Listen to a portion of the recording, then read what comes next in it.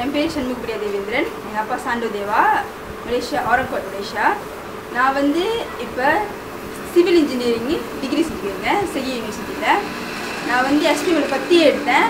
ஆனால் என்ன வருத்தத்துக்குரிய விஷயம்னா, எனக்கு எந்த ஒரு வாய்ப்பு வழங்கப்படலை. அந்த காலத்தில் உள்ள அந்த ஒரு அரசாங்கத்தினால எனக்கு எந்த ஒரு அங்கீகாரமும் எந்த ஒரு வாய்ப்பு கொடுக்கப்படவில்லை. ஆனால் சில குறிப்பிட்ட இனத்தை சேர்ந்தவங்க அவங்களுக்கெல்லாம் வாய்ப்பு கொடுக்கப்பட்டுச்சு. இதில் என்னை பற்றி கேட்டால், நான் 9 வயசில் ஒரு மலேசியன் புக் ஆஃப் ரெக்கார்ட் செஞ்சேன். தலைமொழியால் 57 மீட்டர் ஒரு வேனை கட்டி எடுத்தேன். அது முதல் எடுக்கப்பட்ட மலேசியன் புக் ஆஃப் ரெக்கார்ட். இரண்டாவதாக மலேசியன் புக் ஆஃப் ரெக்கார்ட் எடுக்கிறதுக்கு நான் 10 வருஷமாக முயற்சி செஞ்சேன். எங்கள் அப்பா பார்த்துக்கிட்ட பல விதமாக பேசி பல மனுக்கள் கொடுத்து, இருப்பினும் எனக்கு வாய்ப்பு வழங்கப்படவே இல்லை. இந்த கடைசி 2012 10 வருஷத்துக்கு பிறகு எனக்கு 20 வயசு ஆனது பிறகு தான் எனக்கு 2வது வாய்ப்பு கிடச்சிது. அதுவும் அடூன் கோத்தர மசரா திரு நசீர் மூலமாக எனக்கு இந்த வாய்ப்பு கொடுக்கப்பட்டது.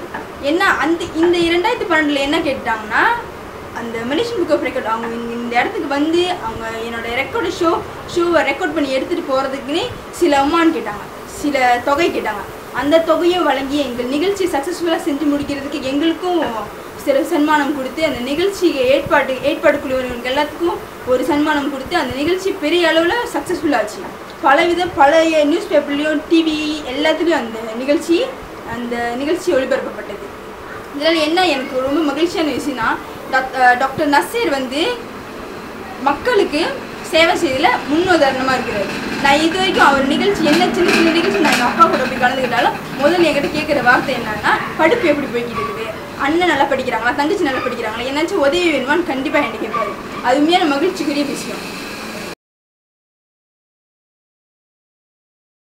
சீனமரால தான் நாங்கள் ஒரு கோபி கடை போட்டு போனோம். அப்போ வந்து அவர் சொல்கிறார், மனித வாழ்க்கைனா என்னது, மனிதன் எப்படி வாழணும், எனக்கு கூட இப்போ 65 வயசாச்சு, அது இது வரைக்கும் எப்படி வந்தது. முதல்ல வந்து நம்மளை சரியாக வச்சுருக்கணும், ரெண்டாவது நம்ம குடும்பத்தை நல்லா வச்சுருக்கணும், பிறப்பாடு நம்ம அரசியலுக்கு போகணும்.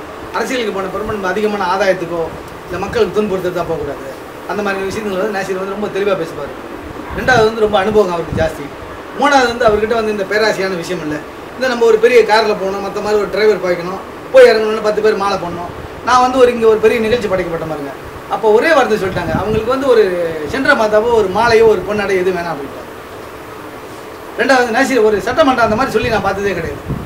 எப்போதும் இப்போ நான் வந்து மாய்க்காவில் 15 வருஷம் இருந்த முன்னே 15 வருஷம் இருந்தப்போ உடனே வந்து ஒரு சட்டமன்ற உறுப்பினர் வர்றாங்க, அவர் எவ்வளோ பெரிய மாலை நீங்கள் செஞ்சுருக்கீங்கன்னு கேட்பாங்க. உடனே 200 மணிலாம் முடியாது, சாமியில் வரணும் 500 கிலோ மாலை போடக்கூடாது. அப்படி நானே அனுபவிச்சுவேன். நான் வந்து மாய்க்காவில் 14 வருஷம் உறுப்பினராக இருந்த பாருங்கள். அந்த மாதிரி மோசமான ஊரில் வந்து இந்த கோத்தராமசராவில் இப்படி ஒரு நம்ம சட்டமன்றம் கிடச்சிருக்காங்க. இது எவ்வளோ பெரிய விஷயம். ரெண்டாவது வருஷம் முடிஞ்சால் பிள்ளைங்களுக்கு வந்து இந்த ஸ்கூல் உடுப்புலாம் தைச்சி கொடுக்குறாங்க. இவங்களே சொந்தமாக ஆளுங்களுக்கு இந்த தையல் கற்றுக் கொடுத்து ரொம்ப பிள்ளைங்களுக்கு சொந்தமாக தைக்கிறாங்க. மூணாவது வந்து இந்த பிள்ளைங்க வந்து உடுப்பை போய் போடுங்க, அது ஒரு சிறு உதவி வேறு. நாலாவது இந்த பேக்கு போக்குவரத்து தான் இதுக்கு முன்னே கொடுக்க மாட்டாங்க, இப்போ தாராளமாக கொடுத்துட்ருக்காங்க. 5வது பிள்ளைங்களே படிக்கலைன்னா கூட அதுக்கு என்னென்ன வழின்னு சொல்கிறாரு கூப்பிட்டு. இதுக்கு முன்னால் நம்ம மாய்க்காவில் வந்து நான் ரொம்ப காலம் இருந்திருக்கிறேன்.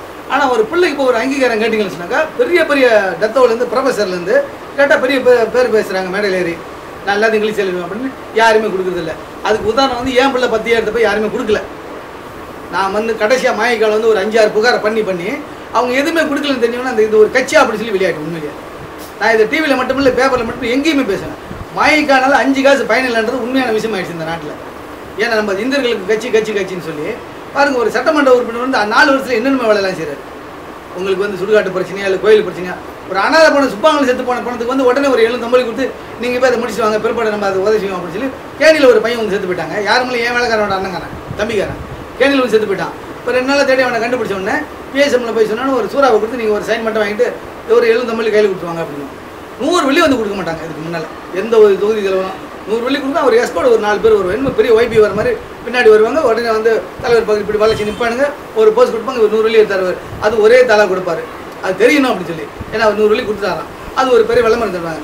இந்த மாதிரியான விளம்பரம் தருற நாட்டில் வந்து நாசீர் போல ஆளுக்கு வந்து இடம் இல்லை அப்படின்னா அது நம்ம எதிர்பார்க்குற ஒன்றும் தப்பும் இல்லை. ஏன்னா எல்லாரும் விளம்பரமாக எதிர்பார்த்துட்டு இருக்காங்க பாருங்க.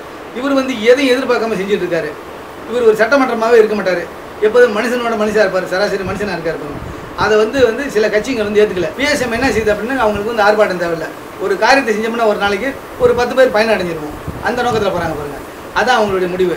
பிஎஸ்எம் கிட்ட உள்ள நல்ல கொள்கை என்னன்னாக்கா, முதல்ல வந்து மரியாதை. ஒரு சட்டமன்றமோ ஒரு அல்ல அவரோட செக்ரட்டரிகளோ யாருக்கும் வந்து நம்ம போன உடனே எது என்ன ஏதுன்னு கேட்கறதில்ல, யார் பிடிச்சவங்க பிடிக்காதுன்றது இல்லை. நீங்கள் வந்து பாரிஸ் நேஷன்லையும் மாய்க்காவளி போனீங்கன்னு சொன்னாக்கா முதல்ல வந்து இவன் யாரோட ஆள், இவன் சுப்பிரமணிய ஆளா சாமிவேல் ஆளான்னு கேட்குறாங்க. இல்லை, மாய்க்காவளி கேட்குறாங்க. அது உண்மையான விஷயம். நான் நிறைய ட்ரிப் அடிபட்டிருக்கேன். ஆனால் பிஎஸ்எம்ல அந்த மாதிரி விஷயம் இல்லை. நான் வந்து போகும்போது அவர் நீங்கள் மாய்க்கால இருந்தால் கூட கவலை இல்லை, நீங்கள் தாராளமாக வந்துட்டு போங்க அப்படின்னு சொல்கிறாங்க. முதல் சந்திப்புலையா கம்மம்பாறை சுங்கப்பூரில் நான் 46 வருஷம் இருக்கிறேங்க. 46 வருஷமாக இங்கே வந்து முன்ன நான் நினைக்கிறேன் ஒரு 35 வருஷமாக கோயில் கிடையாது. 35 வருஷமாக வந்து ஒரு சின்ன ஒரு போண்டோ கட்டிட்டு அந்த அதுதான் கோயில் சொல்லி நாங்கள் கும்பிட்டுக்கிட்டு இருப்போம். அதுதான் போய் வழுக்கு மரம் கும்மான் அடிப்போம், திருவிழா வந்து எல்லாம் ஆடுவோம் பாடுவோம், மஞ்சள் விளையாட இப்படி இருந்துச்சு. அப்போ இடையில ஒருத்தர் வந்து என்ன பண்ணார், ஒரு சின்ன லோட்டை இங்கே வாங்கி கொடுத்துட்டு போயிட்டாரு. அப்போ இன்னும் பாதி அந்த இடத்துல கோசமாக இருந்துச்சு பாருங்க. இத்தனை வருஷமாக நம்ம வந்து சுதந்திரம் வாங்கி 54 வருஷமாச்சு, அந்த கோயிலுக்கு ஒரு கிராண்ட் இல்லை. கேட்டால் 64 வருஷம் கட்சி மாய்க்கா அப்படின்றாங்க. கொடுத்து செய்ய வேண்டியது யார் அப்படின்றது எனக்கே தெரியல. இப்போ பிஎஸ்எம் இந்த 4 வருஷம் வரலன்னா கூட அதுக்கு ஒரு கிராண்டு கூட கிடச்சிருக்காரு. இப்போ அதுக்கு வந்து ஒரு கிராண்ட் வாங்கி கொடுத்துருக்காங்க. ரெண்டாவது அந்த கோயிலுக்கு வந்து பல முறை வந்து இந்த பந்தல் போட்டு கொடுக்கணும், வருஷம் திருவிழாங்களுக்கு வந்து காசு சேர்த்து கொடுக்குறாரு, நசீர் கொடுக்குறாரு. அப்போ பாருங்கள், ஒரு அவர் வந்து ஒரு பிஎஸ்எம்காரர் நம்ம சொல்கிறோம், நம்ம கோயில்களுக்கு வந்து செய்யறதுல தாராளமாக செய்கிறாங்க. ஏன் அவங்க செய்யணுன்ற ஒரு இது இருக்கான்றது எனக்கே தெரியல. மற்ற கட்சிக்காரங்களும் செய்யலாம் பாருங்கள். ஏன்னா இந்த நாட்டில் வந்து எனக்கு தெரிஞ்சு இப்போ 57 வயசாச்சு. இது வரைக்கும் கோயிலுக்கு வாங்கணும்னா போய் நம்ம சண்டை போட்டு வாங்கணும் எல்லா கட்சிக்கிட்டையும். ரெண்டாவது வந்து கோயிலுக்கு வந்து இந்த மாதிரி முறை இல்லாமல் இருக்குது, ஒரு கிராண்ட் இல்லாமல் இருக்குன்னா கொடுக்க மாட்டாங்க. ஏன்னா இப்போ சிலங்கூரில் வந்து கோயிலுக்குலாம் நிறைய இட காலத்தில் வந்து கிராண்ட் வாங்கி கொடுத்துருந்தாங்க. அப்படி பார்க்கணும்னா இவங்க இந்த நம்ம வட்டாரங்களில் வந்து நிறைய பேருக்கு அக்கம் பக்கத்தில் உள்ளவங்களுக்குலாம் கிராண்ட் கொடுத்தாங்க. ஈஜோக்கில் பந்திங்கெல்லாம் அந்த பிகாரம் கொடுக்கப்பட்டது. அந்த விஷயத்தில் வந்து நசீர் வந்து இங்கே ஒரு அருமையான காரியத்தை செஞ்சார். இது நாள் வரைக்கும் 54 வருஷம் யாரும் வாங்கலை, யாரும் முயற்சி பண்ண முடியல.